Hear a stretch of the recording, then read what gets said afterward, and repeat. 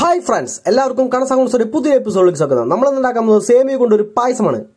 ആദ്യത്തെ ടാസ്ക് ഒരു കലം വെച്ച് ചൂടാക്കി അതിലേക്ക് 3 പാക്കറ്റ് പാൽ ഒഴിച്ചു കൊടുക്കുകയാണ് നമ്മൾ ചെയ്യുന്നത്.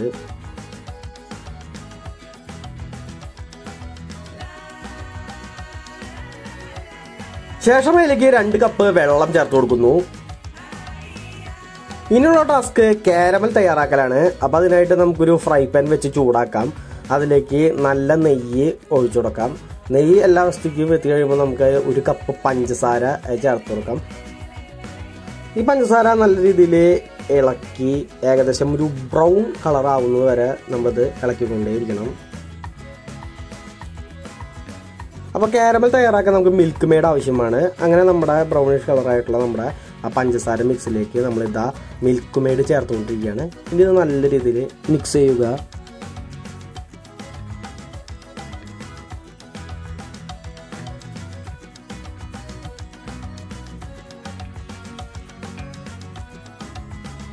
നമ്മുടെ കാരമലിൻ്റെ നിറം മാറുന്നത് നിങ്ങൾക്ക് ഇതിൽ കാണാൻ പറ്റും.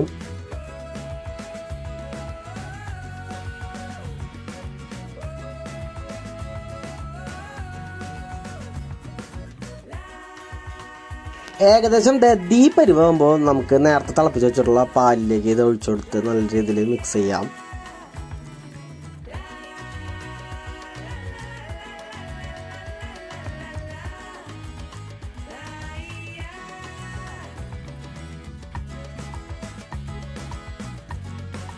നമ്മുടെ സേമിയ പായസത്തിൻ്റെ ഒരു മിക്സാണ് എടുത്തിട്ടുള്ളത്. ഇതിലെല്ലാ ഇൻഗ്രീഡിയൻസും ഇൻക്ലൂഡഡ് ആണ്.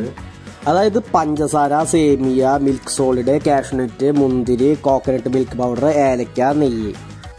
തിളപ്പിച്ച ഈ പാലിലേക്ക് നമുക്ക് ഈ മിക്സ് ചേർത്ത് കൊടുത്ത് നല്ല രീതിയിൽ ഇളക്കി കൊടുക്കാം.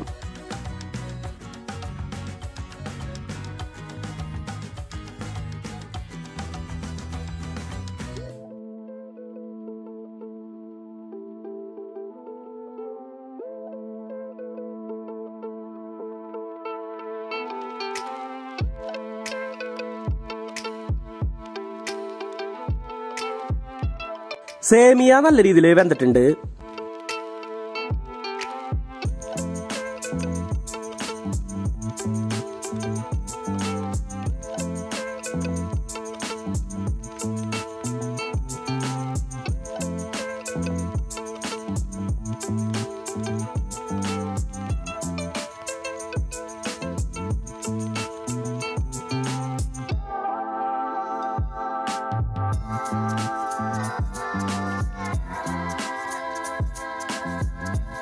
ഇപ്പൊ നമ്മുടെ പായസത്തിന്റെ ആദ്യഘട്ടം പൂർത്തിയായിരിക്കുകയാണ്. നമുക്കിനി ഇത് ഇറക്കി വെക്കാം.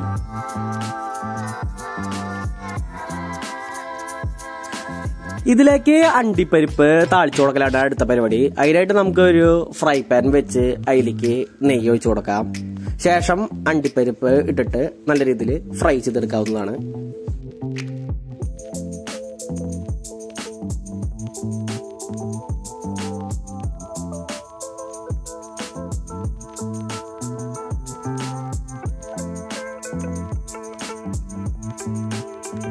അണ്ടിപ്പരിപ്പ് പായസത്തിലേക്ക് താളിച്ചു കൊടുക്കാം. ഇപ്പൊ നമ്മുടെ പായസം റെഡി ആയിരിക്കുകയാണ്. അപ്പോൾ എല്ലാവർക്കും വീഡിയോ ഇഷ്ടപ്പെട്ടാൽ ലൈക്ക് ചെയ്യുക, ഇഷ്ടപ്പെട്ടില്ലെങ്കിൽ ഡിസ്ലൈക്ക് ചെയ്യുക. പുതിയ വീഡിയോകൾക്കായി ചാനൽ സബ്സ്ക്രൈബ് ചെയ്യുക. നിങ്ങളുടെ അഭിപ്രായങ്ങളും നിർദ്ദേശങ്ങളും കമന്റിൽ അറിയിക്കുക. നിങ്ങളുടെ ഫ്രണ്ട്സിനും ഷെയർ ചെയ്ത് കൊടുക്കുക. താങ്ക്